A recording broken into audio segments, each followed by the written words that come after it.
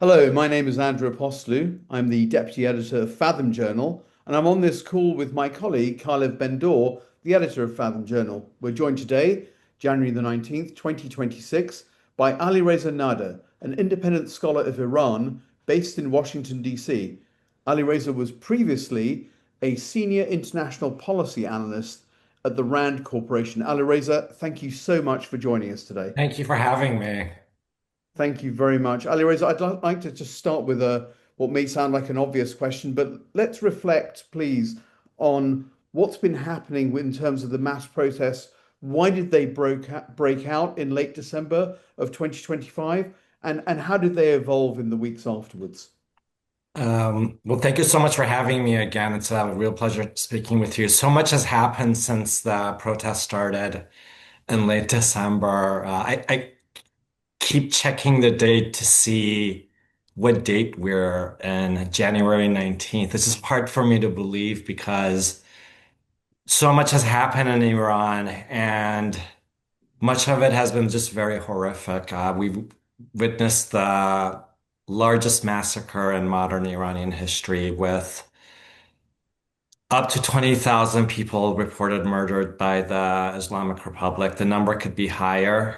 Uh, and it's just horrific. We don't have a full picture of what's happening, but the protests, and I tend to use the term uprising because these are just much more than protests. But the current uprising started with the currency crisis, during which the rial, Iran's currency, depreciated drastically, and it was triggered by a fight between the conservative-dominated parliament and President Pezeshkian over foreign exchange rates and the state subsidy of those exchange rates. I've talked about this in my foreign policy piece. I won't go into too much detail. But the bazaar merchants came out into the streets. They shut down their shops because they couldn't really trade anymore because of the currency depreciation and the crisis. And so what started as a strike by the bazaar was joined by students, everyday Iranians, laborers, teachers, the same group of people we saw during the Woman Life Freedom Uprising. And then Mr. Pahlavi, the former crown prince of Iran, also called for people to come out. The Kurds in Western Iran organized their own strikes and protests. And what began as protests in the bazaar ended up with hundreds of thousands of Iranians, potentially more. We don't know the real numbers across the country, uh, taking control of the streets different cities and towns across Iran, capturing government facilities, setting government facilities and security forces facilities on fire. And then the regime cut the internet off and started the massacre. And right now, I don't believe there are protests happening in Iran. There's a state of curfew across the entire country. I think the country's in effect under martial law in effect, um, and I believe more than 20,000 people have also been arrested. The number could be much higher, and just the videos and pictures, just the snippets of what we've seen emerge out of Iran has just been horrific. Yes, absolutely. Thank you very much for that. Can I just follow up with that, if that's okay? Do you consider the protests to be defeated or in abeyance? And I ask that because, as you know, there were protests in 2017, then there were the protests in 2022, 2023. Now we've had these protests. Is the anger at the regime's economic, social, and ecological failures just part of the fabric of Iranian politics, or is there something different happening now? Though it hasn't been defeated because what we're seeing really started in December 2017 when Iranians came into the streets and demanded the end of the Islamic Republic instead of its reform. And we've seen a series of uprisings take place in Iran since that time. And every time the regime has responded with brutal force, because these are peaceful movements. They're based in Iranian civil society, motivated by the massive water crisis in Iran. So if you look at the current protests, they have taken place in areas with the most severe water shortage, including including in Tehran. So for now, the regime may have gotten people off the streets, but Iranians have been coming to the streets for years now in similar patterns. I think what the difference this time was, it was just the sheer revolutionary um, nature of what was happening in Iran. I think was just a revolution. I don't know what else to call it. Because before you didn't see so many people take to the streets and hold the streets and hold neighborhoods and clash with the security forces. I think there's an attempt to topple the regime this time. And there were similar attempts during Women Life Freedom and perhaps in 2019. 2019, Iran also witnessed a major uprising that was similarly crushed. At that time, in 2019, the official estimates were 1,500 protesters killed. I think that number was much, much higher, but this time around, the casualty rates are just massive. The latest round of uprisings just is at a very different intensity level and very different size level. It's just really a truly revolutionary movement.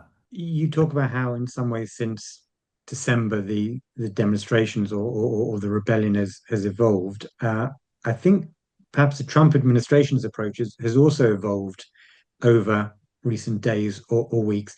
How would you describe kind of the evolution of the Trump administration's approach? And can you comment on reports that it was actually what stopped the Mm. military strike was actually a request by America's regional allies. So whether that was Qatar or Saudi Arabia, or even according to some reports, Israel, Mm. they were the ones that kind of urged Trump not to attack Iran when that strike was reportedly being prepared. So the Trump administration, I think, realizes how weak the Islamic Republic is right now, particularly after the war between the regime and Israel in June. It's become much more apparent to American policymakers that this regime is on its way out, that perhaps it's even in the final phase of its life. It doesn't make it less dangerous. I think it actually makes it more dangerous because it is willing to commit mass violence, not just within Iran, but also across the Middle East. Iran still has the capability to launch hundreds, if not more missiles at the GCC states, Qatar, Saudi Arabia, UAE, and uh, you can make the argument their ability, the GCC states' ability to interdict those missiles is not as good as Israel's. It's a very different conflict, right? So Iran or the Islamic Republic still has the ability to really create a lot of chaos in the Persian Gulf. And the US didn't have a lot of forces in the region to retaliate in the first place. There are a lot of US troops in the Caribbean. There was no carrier strike group in the Middle East. The US did not have the necessary assets. That's something I'm hearing quite a bit. Then there's always, you have to take into consideration with any potential regime change scenario. Given the size of Iran, the fact that it has 92 million people, it's a very diverse country. It is not politically united. The diaspora is now very disunited. And Iran also has an advanced nuclear program. there's really, I think, from an American perspective, there's nobody to take over in Iran as far as American policymakers see. There may be people in Iran shouting Javid Shah or Long Live the King, but despite Mr. Pahlavi's popularity on social media and a lot of the attention he's gotten, and I know Mr. Pahlavi very well, and I know his people very well. I find them just very disorganized and divisive and not capable of leading a revolution. But in fact, I think they damaged a revolution's ability to succeed. So, given all of that, if you're an American policymaker, the question is, well, if the Islamic Republic falls, then what? Who takes care of their nuclear facilities? Who maintains order in this huge country with a lot of American interests at stake? And I also want to emphasize that there are no signs that the Islamic Republic is on the verge of collapse at the moment. It has been greatly weakened. It's under great stress in every way possible, but it is a regime that still has a sizable amount of support among the population. Even if the regime, let's say, has 5 to 10% support, 10%, that's nearly 10 million people still. And out of that, 10 million, let's say the regime has a capability to keep hundreds of thousands of people under arms. And as the regime demonstrated by its massacre of protesters, the people working for this regime are fanatics, like Nazi level fanatics. And a lot of them will go down fighting. And regime officials, especially the Revolutionary Guards, but clerical officials have always said, if the Islamic Republic goes down, we'll take Iran down with us. And I think that's their plan. Um, their reaction reminded me a lot of what happened with Syria when you had peaceful demonstrators going to the streets and the Assad regime created an armed conflict out of that. And I think that's the Islamic Republic's plan. There's so much to follow up from those answers. We'll try and do it one by one. If I just start with the son of the former Shah. So my understanding is that during the so-called 12-day war in June between Israel and Iran, that the support for him was minimal within Mhm. Iran. Um, Yet some now report that his name was being chanted by crowds. I know in your analysis you've been critical of him, but what is the true extent of his support and influence, both within Iran Yes. and outside it, in your opinion?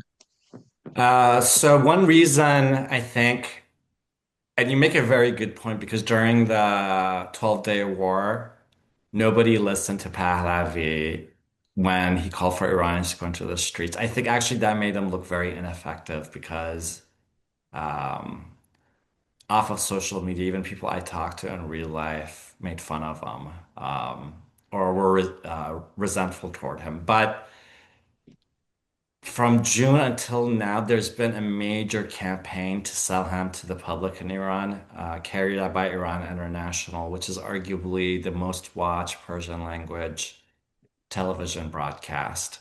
Uh, and I used to watch Iran International all the time. I've been on it. I'm friendly with some of the reporters. Um, Iran International has been turned basically, and there's no other way I can describe it. And I've actually said this to the reporters, the public relations arm of Pahlavi. Uh, he's on it all the time. They're talking about him all the time. Their social media feed. He sneezes, they report on it. They bring analysts on and then badger them if they're not pro-Pahlavi enough. A couple of them have attacked me, behaving like political activists. They're with an attitude of like, how dare you criticize them? Uh, so that's one reason you're hearing a lot of chants for Pahlavi.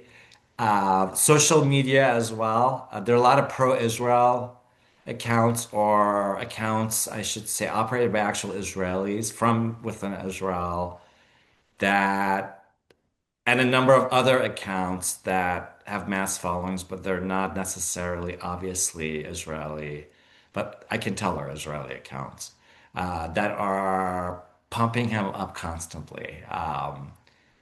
And one, um, the monarchist's main justification for him being the leader is that his is the only name being called on the streets. And it's not always his name because Javid Shah, which means long live the king, is referring to his father, most likely, not him. He's not the king, he's not the Shah. But anyway, so there's been this mass campaign of getting people to shout his name. I was even talking to one of my friends in Orange County, California, where I'm from, and he was like, everybody's yelling Javid Shah here, and like they're not even monarchists. So I think that campaign has really worked well to elevate him. My main criticism of Mr. Pahlavi is that he had promised 50,000 defectors through a QR campaign by Iran International. When I said QR campaign, Iran International broadcast a QR code and asked Iranians to scan the QR code. It would take them to a Google spreadsheet, I kid you not, where they could register their names as defectors from the regime. And Pahlavi claimed a month ago, I believe, that 50,000 Iranians had defected. And there's zero evidence of it. And knowing Pahlavi, all his operations are basically smoke and mirrors.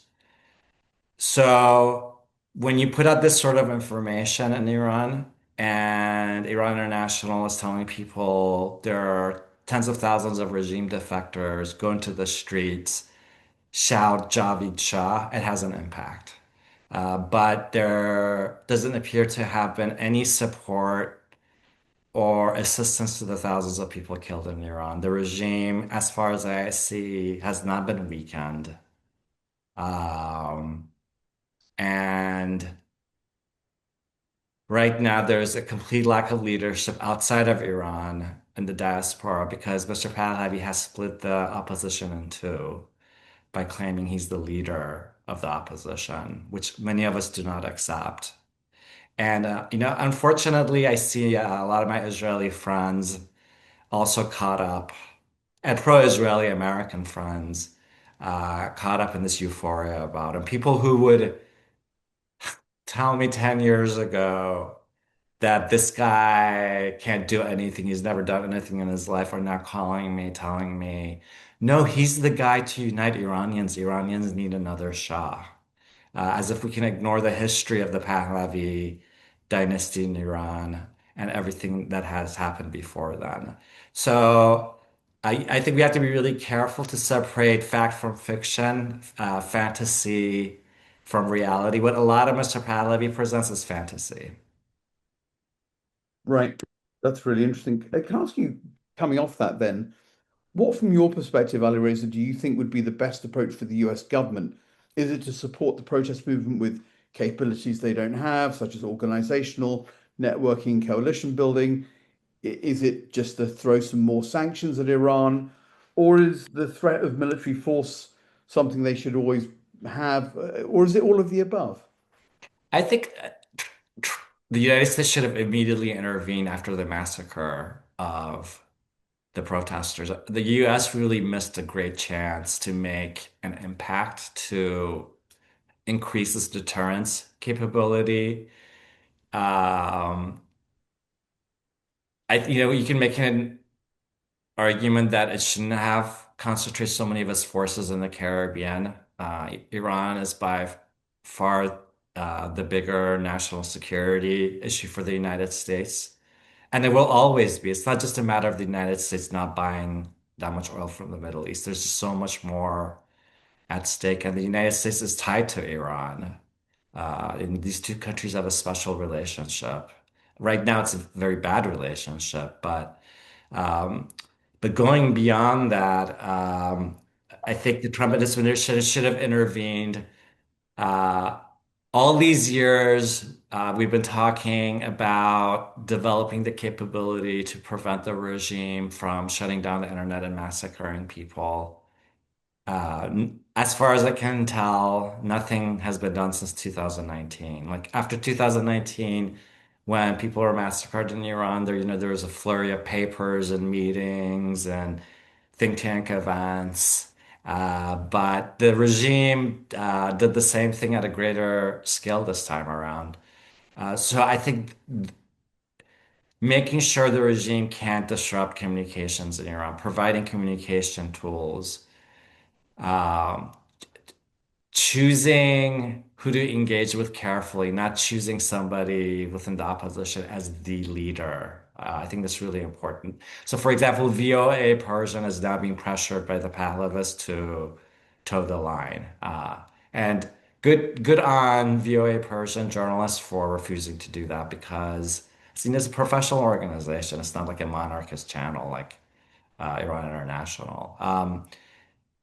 But I think the United States can do a lot, including providing material support. I'm against this idea of just arming people in Iran. I'm really worried that the U.S. would just mess that up, frankly, and Jerusalem would mess it up. And arms could be flowing to people in Iran as we speak, but again, it's Iran is a country of 92 million people. There are lots of different interests at stake. Even now, when I talk to Iranian Kurds, they're really mad because um, they feel like they're being abandoned for the Pahlavists. They hate Pahlavi's so-called transition plan because it's hostile toward their interests as a minority group. They're right to be afraid because Pahlavi's circle is full of really ultra-nationalist, fascistic people, frankly. And if the US just goes with the Pahlavists, who have almost zero capability to organize or direct a revolution, then the US alienates the Kurds and it alienates people who believe in democracy, other ethnic groups, other religious groups, people on the left. Believe it or not, there are monarchists who even don't like Reza Pahlavi and his people. Even within the monarchist camp, there's a lot of conflict. And I know because I talk to them. They'll call me and complain about these guys. So I think we're at a historic juncture, and I see a lot of just, I think just very like reckless, enthusiastic sort of thinking. Like the Shah is coming back. They're done with. Trump just has to meet with Reza Pahlavi. I see a lot of people thinking like this, not just members of the diaspora, but people I used to consider to be serious thinkers before. Thank you. So you've touched on it a little bit. Can you expand slightly on some of the divisions internally within the opposition, uh, as well as some of the challenges faced kind of vis-a-vis the Islamic regime? As an outsider, often think that you know, one group has guns, the other does not. And if you are brutal enough to be willing just to shoot lots of people, it's actually very, very difficult to topple a regime. So I'd love to hear about kind of the main challenges the opposition faces vis-a-vis the Islamic regime, and also which you've touched on some of the divisions within the opposition itself. I thought the woman life freedom movement was just a really beautiful movement. It is one of the most progressive revolutionary movements to have taken in Asia, I think, in the last 100 years, I would argue. And it was that movement was composed, and it still exists because those people are still in Iran and outside of Iran. But it was just a huge, very big coalition of women rights activists, environmental activists, teachers, union workers. Even monarchists were part of it at that time. People on the left, people on the right, atheists, religious Iranians, Muslims, Jews. And I know because outside of Iran, I collaborated with all of these people, and there was not that much division at that time. But I think now, outside of Iran, anyhow, and it's really difficult to tell inside of Iran because no organized opposition is allowed. So we can only really guess at the types of forces, or make an educated assessment of the types of forces that play in Iran and who may be leading them.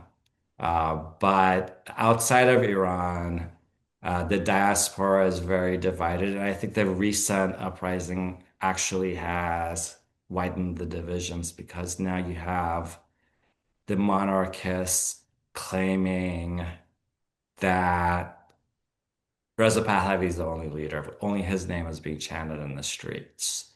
And even some people I know, um, that have never been to Iran, don't speak that Persian necessarily, are insisting to me that no, he's our leader. You have to pick him as your leader. Uh, and I'm somebody who knows him really well. He has no leadership skills. So that sort of authoritarian sort of behavior, I think, got us into this problem in the first place because the Shah of Iran bears responsibility for the fall of his own regime. And I think part of his failing was that he thought he should make all the decisions, he and his group of sycophants, that he only knew what was best for Iran. And the Shah seriously miscalculated. And I see this exact same sort of culture and thinking surrounding Reza Pahlavi now that he surrounded himself with sycophantic advisors. And they're not really even advisors. I think of them as really thugs because their mission is to silence other dissidents, non-monarchist dissidents. But he has surrounded himself with this group of sycophants. They're giving him false information. I think they've led him to believe that he's by far the most popular person in Iran. Um, there's no way to absolutely know who is popular and not. There's one survey that I relatively trust. It's by a group called Gamaan, Gamaan. They're based, I believe, in the Netherlands, not monarchist. It's a more serious survey with a decent methodology because they call people over the phone. But their surveys have consistently shown that Pahlavi has about a third of support throughout Iran. And a third of support among the population, according to Gammon, doesn't necessarily mean that a third believe in the return of a constitutional monarchy. A lot of the people within that third also view Pahlavi as a potential transition figure. And the Gammon survey, I believe, is about maybe 2 years old. I think the data is from before the June war. And my guess is a lot of Iranians don't like the fact that Pahlavi and his wife very strongly advocated for a military attack against Iran by Israel, no less.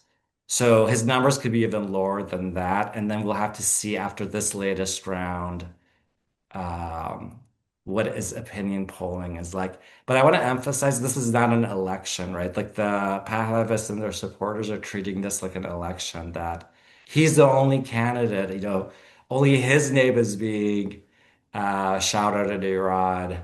Because the Islamic Republic hasn't fallen, and these guys are already